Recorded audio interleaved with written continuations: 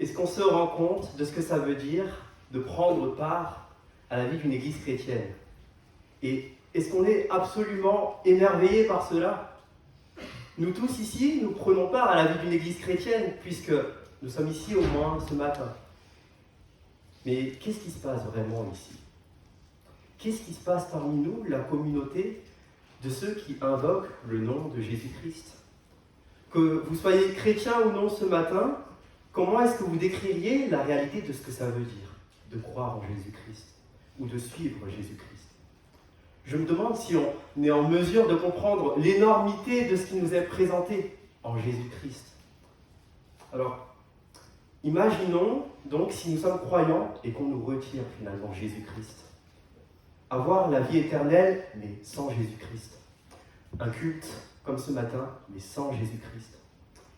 Chercher à être pardonné par Dieu, mais sans Jésus-Christ. Vous pouvez chanter, mais sans Jésus-Christ. Prier, mais sans Jésus-Christ.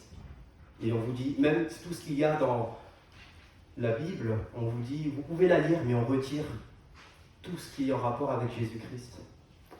Alors, on se retrouve avec un livre vide, où tout ce qui reste à la limite, ce sont peut-être des coups de crayon, des coups de stabilo ou des coups de feutre. Et sûrement, nous essayerons de soulager notre conscience par de bonnes actions, par des petits mouvements de gentillesse, quelques petites pièces à un sans-abri qui passe dans le métro B. Mais sans Christ, tout cela est vain.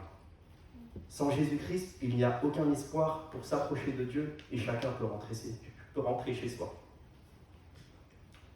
Mais alors, la lettre aux Hébreux, sur laquelle je vais prêcher ce matin et qui a été lue pas mal durant la liturgie, est une lettre écrite à des chrétiens d'origine juive. Et cette lettre nous apprend que ces chrétiens étaient sûrement en train de se dire « Ah, finalement, pas sûr que ça vaille la peine de suivre Jésus-Christ.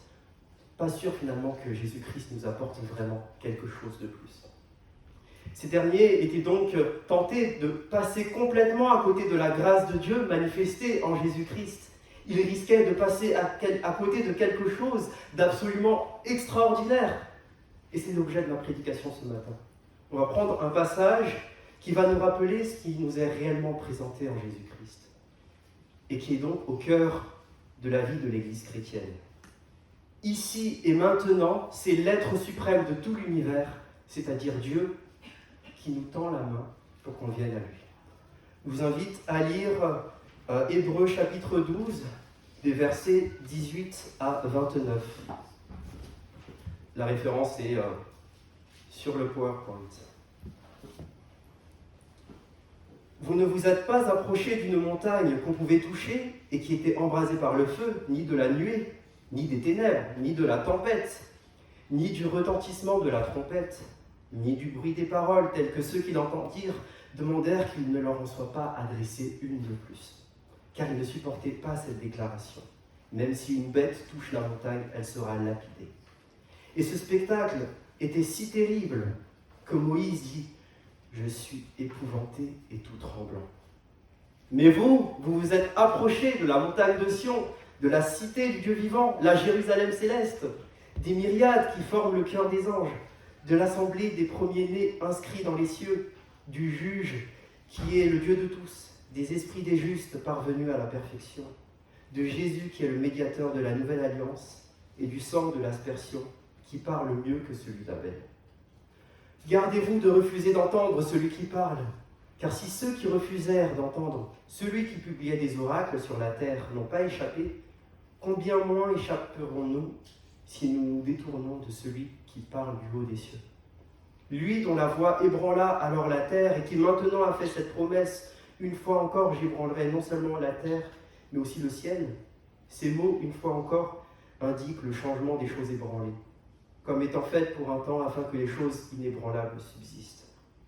C'est pourquoi, recevant un royaume inébranlable, montrons notre reconnaissance à Dieu, un culte qui lui soit agréable avec piété et avec crainte, car notre Dieu est aussi un feu dévorant. Jusqu'ici, la parole de Dieu, et je vous invite à la prière.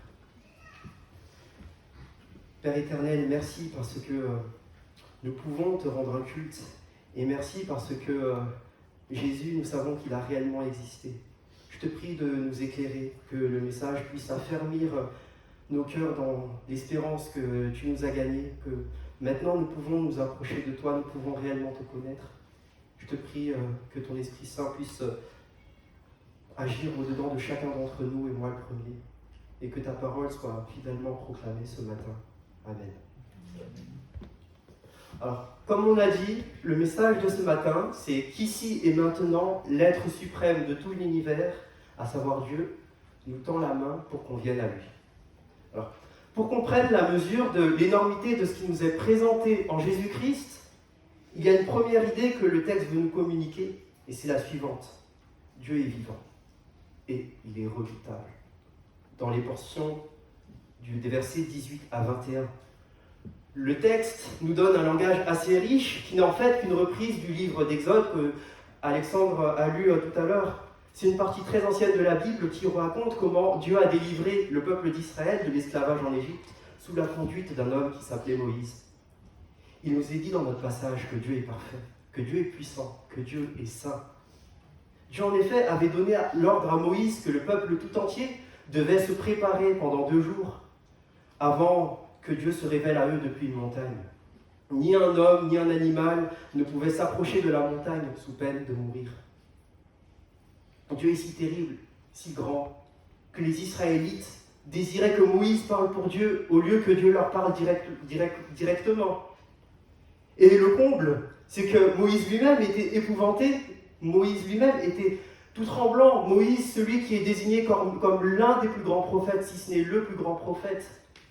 Moïse qui est désigné comme l'une des seules personnes qui a vu Dieu de face, enfin de dos plutôt.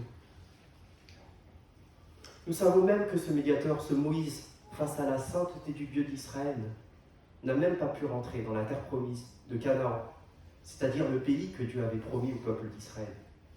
Alors, les images que je pourrais utiliser pour décrire la sainteté de Dieu ne seraient que trop faibles. Mais je donne un exemple. À qui viendrait l'idée, si parmi nous quelqu'un se marie, à qui viendrait l'idée de venir habillé en bermuda, claquettes, chaussettes, t-shirt Nike, ou encore les pyjamas combi sur thème de dessin animé? Non, c'est un mariage. On se fait beau, on se coiffe, on sort nos plus beaux habits, on se parfume, on se fait les ongles. Pour les mesdames, le maquillage comme il faut, quoi. On vérifie que nos cols ne soient pas froissés. Quand on porte une cravate, le nœud il est bien correct. Et on vérifie qu'on n'a pas les chaussettes qui remontent par-dessus le pantalon. On prend le temps de se voir dans le miroir. Et le Dieu qui nous est présenté ce matin est un grand Dieu, le seul Dieu vivant, on acclame. Dieu n'est pas banal, on ne s'habitue pas à Dieu, on ne prend pas Dieu à la légère. C'est le Dieu qui a créé le monde, c'est le Dieu qui a effrayé Moïse et le peuple d'Israël, c'est le Dieu qui a ouvert la mer en deux devant son peuple pour qu'il puisse traverser. Ce Dieu saint, dans son immense grâce, s'est révélé à nous dans les Saintes Écritures, pour que nous sachions quel Dieu il est, le Dieu saint, le Dieu puissant, le Dieu de majesté, le Dieu éternel. Il est le Dieu qui brille plus fort qu'un millier de soleils, et même le soleil serait consumé devant la gloire, à côté de la gloire de l'Éternel. Alors, peut-être certains d'entre nous, aujourd'hui, nous disons « Oui, je crois en Dieu. Moi aussi, je croyais en Dieu. » Mais sans nécessairement le craindre, sans nécessairement voir dans quelles conditions je me trouve face à lui, face à sa gloire, face à sa sainteté. Et parfois, notre conception qu'on a de Dieu, elle est aussi utile que certains panneaux stop dans la ville de Lyon. C'est inutile. Un des auteurs du Nouveau Testament nous dit à quoi ça sert de dire « je crois en Dieu » si même les démons, ils croient en Dieu. Et on nous dit même que les démons, ils tremblent. Alors que nous, c'est comme si Dieu, c'était un petit bout de cerise tombé à côté du gâteau.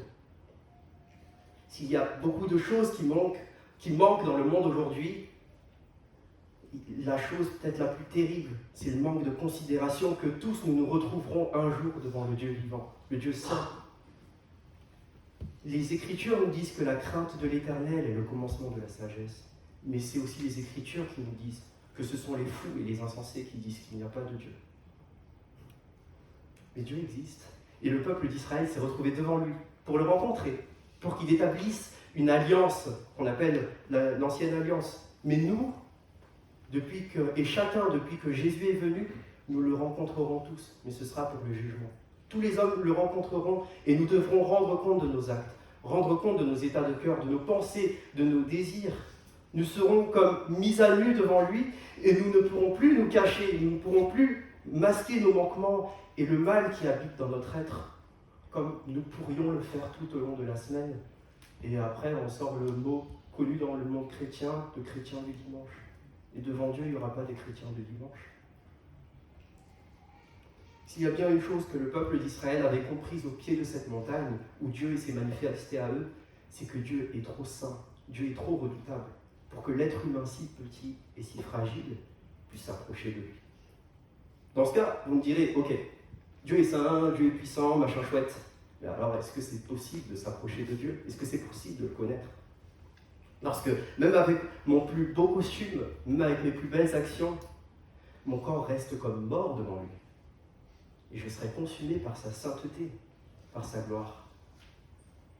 Mais en fait, nous ne sommes pas perdus parce que malgré cet immense écart entre mon imperfection et sa perfection et sa sainteté, la relation est possible. La relation est possible en vertu d'une seule personne, historique, vivante, ressuscitée, véritablement homme et véritablement Dieu, Jésus de Nazareth. Et donc pour nous qui vivons après que Jésus ait tout accompli il y a 2000 ans, la relation avec Dieu est désormais plus clairement présentée, plus évidente, plus assurée, grâce à des dispositions meilleures, plus excellentes encore que celles dont jouissaient les Israélites dans le désert. La relation est possible, et c'est mon deuxième point, qui concerne les versets 22 à 24. Le texte dit que le chrétien s'est approché de la cité céleste, de Dieu, en s'approchant de Jésus, le parfait médiateur de l'alliance entre Dieu et son peuple. Le chrétien touche aux réalités célestes qu'il ne voit pas encore. Le chrétien, par la foi, est entouré de la grande nuée de témoins que nous voyons dans Hébreux chapitre 11, et qui est constitué de tous les chrétiens, de toutes les personnes qui ont cru au véritable Dieu depuis le commencement.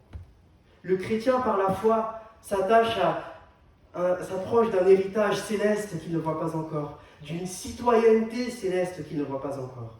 Par la foi en Jésus-Christ, nous nous sommes approchés du Dieu vivant, du trône du Dieu vivant. Voilà ce qui se vit dans la communauté de chrétiens, et voilà ce qui se vit parmi nous. Ce que Dieu nous présente en Jésus-Christ, c'est la communion parfaite au Dieu vivant dans son paradis et pour toujours. C'est une merveilleuse assurance, même si on n'y est pas encore. Je sais que dans l'Église, il y a plusieurs personnes qui exercent des métiers de santé comme docteurs ou des ingénieurs ou qui sont en train de se former pour le devenir. Généralement, vous êtes passé par la PACES ou la PASS ou la prépa. Quelle est la chose qu'on vous a le plus souvent dite? C'est t'inquiète. Pas juste le concours, c'est chaud, mais une fois que tu as le concours, c'est bon. Fais juste tes 2 années de prépa, mais après, c'est bon. On t'appelle déjà futur médecin, on t'appelle déjà futur ingénieur alors que tu es qu'en 2e ou en 3e année.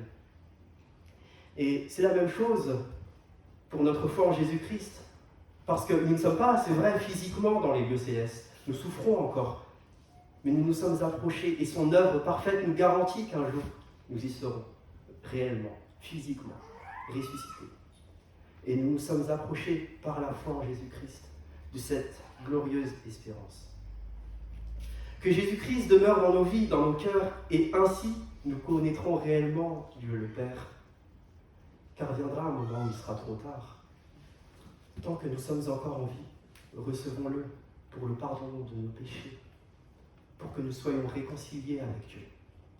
Parce qu'en réalité, et je reprends cette citation d'un théologien que j'admire énormément, R.C. Sproul, pour ceux qui connaissent, sans l'accent, tous les êtres humains sont en relation avec Dieu, d'une manière ou d'une autre.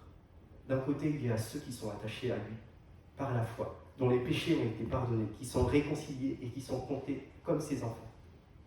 Mais de l'autre côté, il y a ceux qui ne sont pas attachés à Dieu par la foi en Jésus-Christ. Et la Bible les appelle ennemis de Dieu. Nous avons vu précédemment dans la première partie que Dieu est saint. Et attention aux mauvaises conceptions. Parfois, on a tendance à penser que le Dieu de l'Ancien Testament, c'est-à-dire la section qui a été écrite avant la venue de Jésus-Christ, c'est un Dieu gentil, c'est un Dieu méchant, et que Dieu devient gentil. Non, c'est le même Dieu saint et redoutable de l'Ancien Testament. C'est le même Dieu saint et redoutable dans le Nouveau Testament. Et c'est le même Dieu saint et redoutable aujourd'hui, qui continue de ressusciter des hommes à la vie nouvelle, qui continue de faire naître de nouveau, qui continue de nous sauver, qui continue de nous faire passer de la vie à la mort, de la mort à la vie plutôt, de l'ombre à la lumière. Et tout cela, il le fait par pure grâce. Il ne le fait pas parce que nous le méritions. Il ne le fait pas parce que nous serions plus beaux, ou parce que nous donnons beaucoup d'argent à des organismes, ou parce que nous sommes impliqués dans l'humanitaire. Il le fait par pure grâce. Et tout cela est possible en Jésus-Christ, le parfait médiateur. Parce que c'est lui, c'est Jésus-Christ qui a vécu la vie la plus moralement parfaite que personne n'a pu mener. C'est lui qui est entré dans le lieu très saint, c'est-à-dire qui s'est approché de Dieu le Père comme un prêtre pour offrir le sacrifice de pardon des péchés. Sauf que c'est son propre sang qui fut offert. C'est son propre corps qui fut brisé par les clous de la croix et le supplice de la crucifixion romaine. C'est sa sainteté et sa justice qui nous sont attribuées lorsque nous plaçons notre foi en lui. Lui qui est parfait a donné un sacrifice parfait, qui pardonne parfaitement et établit une alliance parfaite entre Dieu et les hommes. Il n'y en a pas d'autre alliance, il n'y a pas d'autre moyen que Jésus-Christ. Lorsque tout a été accompli à la croix où Jésus est mort, le voile dans le temple qui séparait les hommes de Dieu s'est déchiré pour que nous puissions nous approcher avec assurance du trône du Dieu vivant, être en relation avec lui, pour que les portes du royaume des cieux s'ouvrent, pour que la myriade d'anges se réjouissent, parce que nous sommes revenus à Dieu dans la repentance. Car lui, Jésus, a été parfait pour que nous soyons saints aux yeux du Père, pour que nous nous approchions de lui et de la Jérusalem céleste. Aujourd'hui, nous sommes pressés de toutes parts ici-bas, c'est vrai, mais les dispositions parfaites de la nouvelle alliance rendent notre relation avec Dieu le Père plus certaine qu'elle ne l'a jamais été. La perfection de la vie de Jésus, alors qu'il partageait les mêmes fragilités de la nature humaine que nous, à la seule exception qu'il n'a jamais péché, nous donne de l'espoir. Il est ressuscité des morts, et ainsi ceux qui demeurent avec lui nous ressusciteront aussi. Il a promis une demeure à ceux qui ont foi en lui. Nous aurons ces deux demeures-là. Il n'y a aucune commune mesure entre les souffrances du temps présent et la gloire à venir, disait l'apôtre Paul dans Romains 8. Et nous pouvons lui faire confiance au divin médiateur, car c'est grâce à lui que la relation est possible. C'est à cause de la supériorité de cette nouvelle alliance qu'il faut se dépêcher de s'approcher, tant qu'il est encore possible. Et c'est là mon troisième point. L'appel de Dieu est pressant.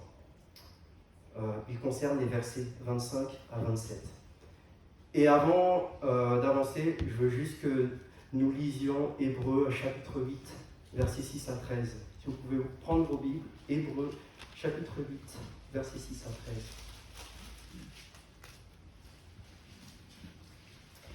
Mais maintenant, il a obtenu un ministère d'autant supérieur qu'il est le médiateur d'une alliance plus excellente qui a été établie sur de meilleures promesses.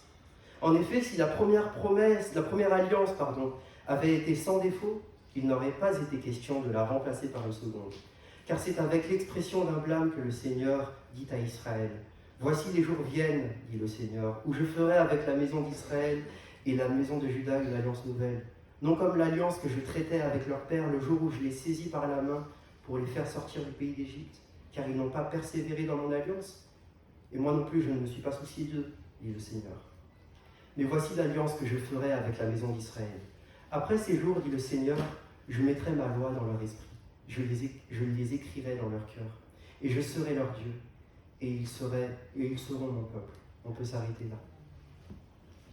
Dans notre passage du jour, quand l'auteur fait référence à la nouvelle alliance, il fait allusion évidemment à ce qu'il dit au chapitre 8, ce que nous venons de lire.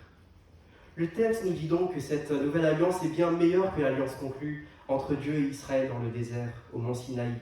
La visée ultime de l'alliance avec les Israélites était déjà d'être réconciliés avec Dieu et d'obtenir l'assurance un jour d'entrer dans la cité de Dieu, celle qui a de solides fondations et que même Abraham attendait.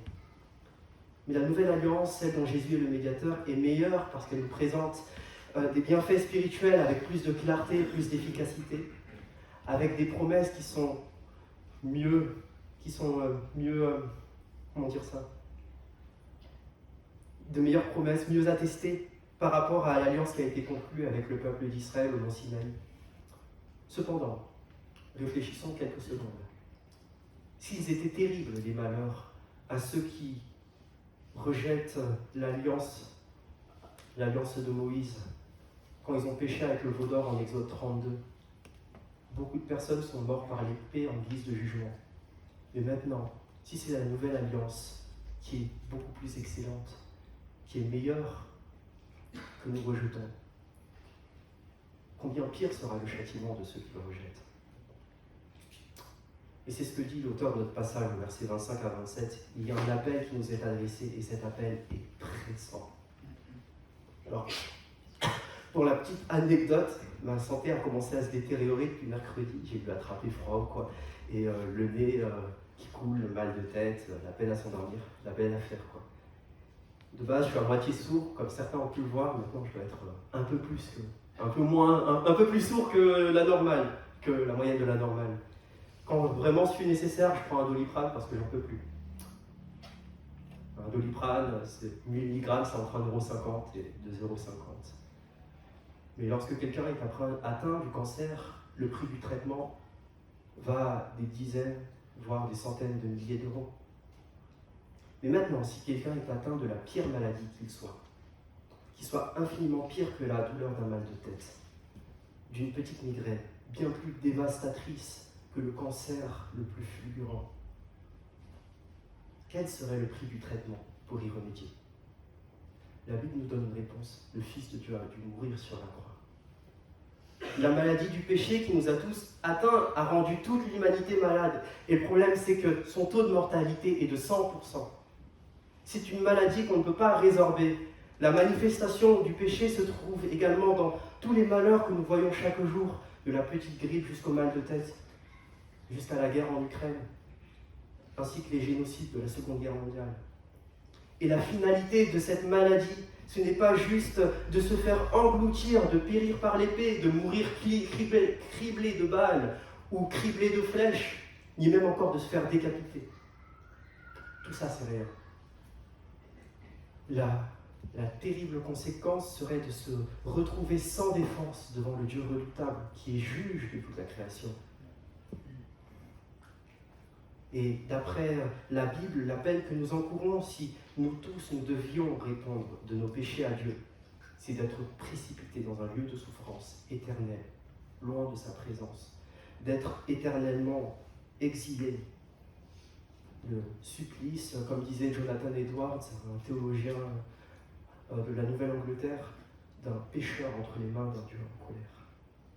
Et à l'image de cette communauté qui reçoit, peut-être que nous sommes nous aussi des chrétiens qui sont chamboulés par toutes sortes d'épreuves, qui nous font nous questionner sur notre foi, ou peut-être que nous sommes comme cette graine dans la parabole du semeur, cette graine qui a poussé, mais qui s'est vite retrouvée étouffée par toutes les inquiétudes de la vie, ou les richesses, ou les autres distractions. Et Jésus explique cette parabole en disant que cette graine-là représentait quelqu'un pour qui les attraits et les inquiétudes de ce monde l'ont éloigné, l'ont fait perdre de vue, l'ont fait oublier le royaume des cieux. C'est terrible. Peut-être que nous aussi ce matin, nous sommes tentés de tout laisser tomber. Mais rappelons-nous que les choses ne dépendent pas de nous, mais du Dieu Tout-Puissant qui a tout accompli en faisant mourir Jésus-Christ à la croix pour que la relation soit possible. Jésus est un parfait médiateur qui compatit à toutes nos faiblesses, parce qu'il est réellement Dieu fait homme, à la seule différence qu'il n'a jamais péché. Comme dit l'auteur de l'Épître aux Hébreux parmi les premiers chapitres, rejetons tout lien de péché qui nous enveloppe si facilement et accrochons-nous de toutes nos forces à celui qui dit « Je ne perdrai aucune des brebis que le Père m'a données ». Il n'est pas question de se détourner, il n'est pas question de s'éloigner. Tenons ferme dans les promesses, tenons ferme dans la prière. Une mère ne se tiendra pas tranquille si elle égare son enfant au milieu de la place Bellecour un soir de 8 décembre lors de la fête des Lumières. alors à plus forte raison, l'idée qu'on devrait s'éloigner de Christ, c'est censé nous donner de sueur froide. C'est censé nous faire peur. Mais on sait également parce que Christ a été parfait, je peux demeurer avec lui, il va me garder et je vais persévérer. L'idée d'avoir un médiateur doux et compatissant, qui est le Dieu vivant, le Père, le Dieu créateur, il nous considère comme la prunelle de ses yeux. Alors nous pouvons réellement nous inquiéter de rien, mais en toute chose lui faire connaître nos besoins par des prières et des supplications avec des actions de grâce. Car le Père qui surpasse toute intelligence gardera nos cœurs et nos pensées en Jésus-Christ. Et si nous recevons le message de l'Évangile, si nous recevons Christ, si nous comprenons à quel point les dispositions de l'alliance que Dieu établit avec nous pour que nous puissions le connaître sont devenues excellentes, plus qu'excellentes plutôt, si nous comprenons de quel terrible châtiment nous sommes sauvés, si nous comprenons combien nous sommes pécheurs et indignes, mais si nous comprenons aussi combien nous sommes aimés, combien nous sommes précieux, parce qu'à la croix, alors que nous étions encore pécheurs, Christ est mort, et c'est la démonstration, la plus grande démonstration d'amour, dit l'apôtre Jean dans sa première épître.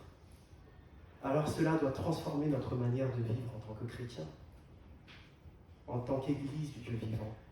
Et c'est mon quatrième et dernier point. La foi authentique est une foi révérencieuse, les versets 28 et 29. Nous devons nous efforcer de lui rendre un culte convenable, et le texte dit qu'étant dans de meilleures dispositions, étant plus proches de Dieu, nous devons avoir autant, si ce n'est encore plus de crainte et de révérence, car Dieu est immuable. Il est le même Dieu saint et glorieux qui siège au milieu de l'assemblée des myriades d'anges et de l'assemblée des saints. Alors, pour reprendre l'illustration des médicaments tout à l'heure, maintenant que j'ai les médocs, que je connais ma maladie, chaque jour maintenant que le traitement est en ma possession, il me faut le prendre. Je ne suis pas posé sur mon bureau, je suis « Oh, les Doliprane !» Je veille à ce que j'en ai même sur moi quand je pars en voyage, même dans les pièces les plus reculées de la maison, afin que quoi qu'il arrive, je ne craigne pas d'en manquer. Par exemple, au foyer où j'habite à côté de la faculté Jean Calvin, il y a une élève qui y réside et elle a énormément d'allergies. Alors, il y a de l'adrénaline, elle nous a même dit où se trouve dans les endroits cachés, qui ne sont même pas dans sa chambre, au cas où elle prend un aliment qu'elle n'est pas censée prendre, parce que sinon elle va mourir. Et c'est avec autant de vigilance que l'on doit s'accrocher au Seigneur et que l'on ne doit pas le négliger. Ce serait comme avoir une voiture que je ne conduis même pas. Ce serait comme me contenter de garer la voiture sur le parking et je prends plaisir à la regarder. Oh, j'ai une voiture. Sans jamais l'utiliser. C'est comme avoir une voiture, habiter dans Lyon et de me dire qu'à la plage, je vais prendre le métro B. Ça ne marche pas, quoi. Cela peut paraître absurde, mais c'est ainsi que l'on peut se risquer de vivre notre vie. Si l'on prend à la légère ce que ça veut dire de croire en Jésus-Christ, si on ne mesure pas l'énormité de ce qui nous est présenté en Jésus-Christ, si on ne mesure pas l'énormité de la valeur que c'est d'avoir foi en Christ, c'est-à-dire oublier la supériorité de la nouvelle alliance, oublier la perfection du ministère de Christ, oublier que Dieu est saint, oublier que Jésus-Christ reviendra pour juger les vivants et les morts, comme nous l'avons dit dans le credo tout à l'heure. Oublier de quoi Jésus est venu sauver son peuple.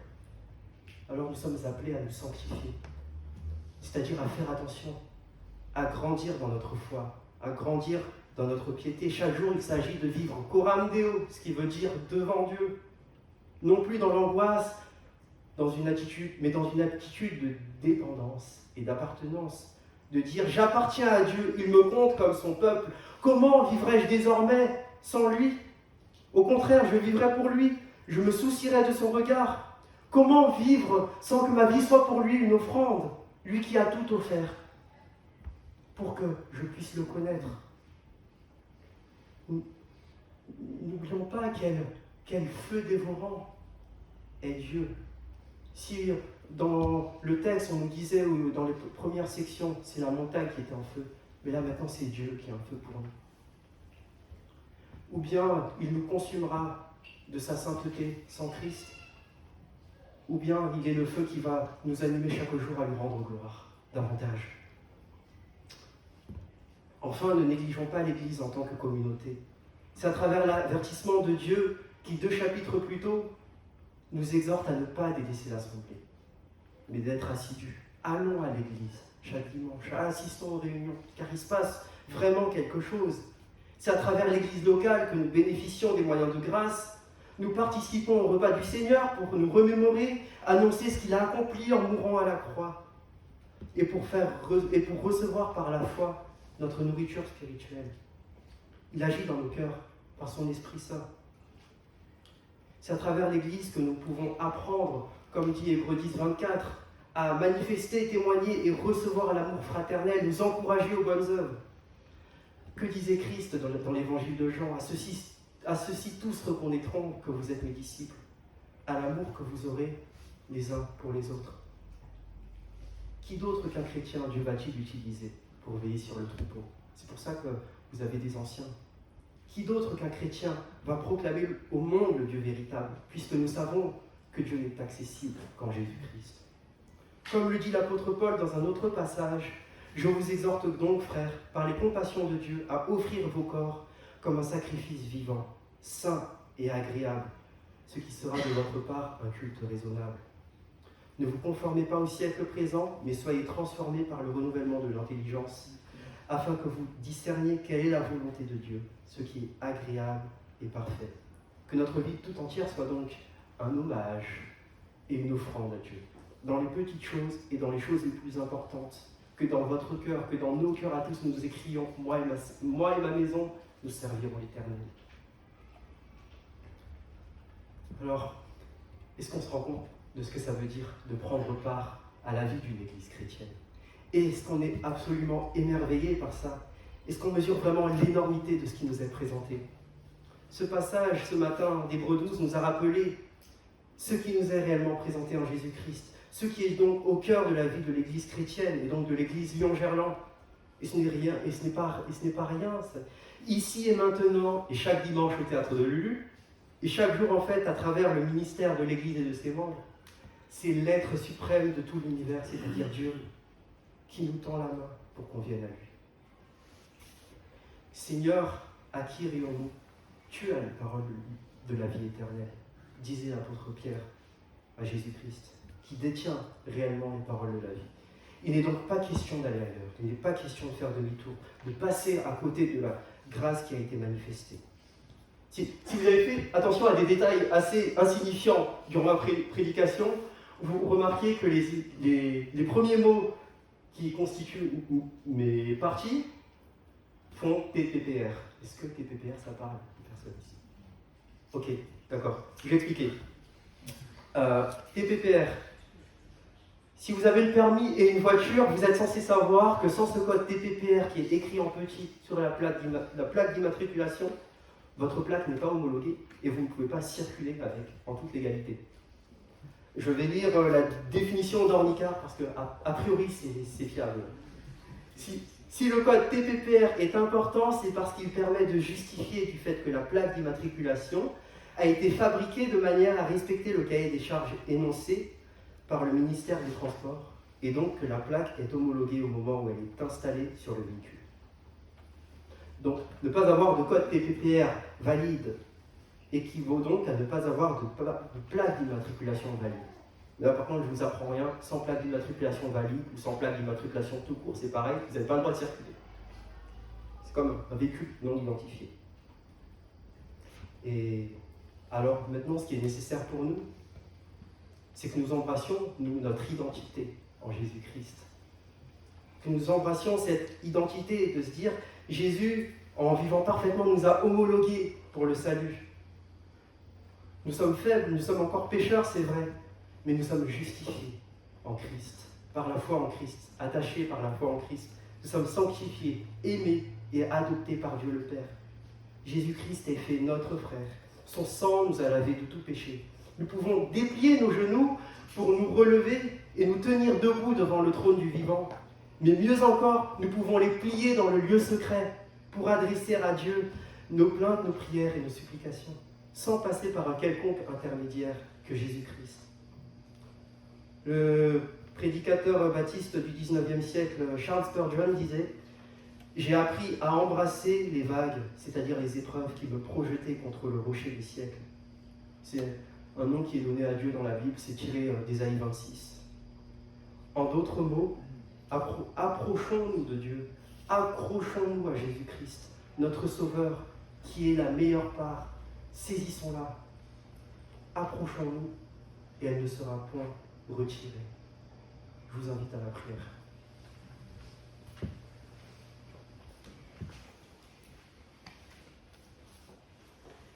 Père éternel, je te remercie infiniment, parce que de la même manière que ces Hébreux étaient peut-être dans certains tourments, tentés de te relier, tentés de faire demi-tour, tu les as avertis et tu nous avertis aussi ce matin pour que nous puissions demeurer avec toi, pour que nous soyons vigilants et pour que nous nous rappelions de la valeur que ça a de te connaître, de la valeur du sacrifice de Jésus-Christ. Que cela puisse nous transformer. Je te prie que tu puisses continuer de nous transformer par le renouvellement de l'intelligence, de nous montrer que Jésus-Christ est nécessaire, que Jésus-Christ est urgent, et que c'est le plus beau cadeau qui a été fait de toute l'histoire et de toute éternité. Merci Père. Amen.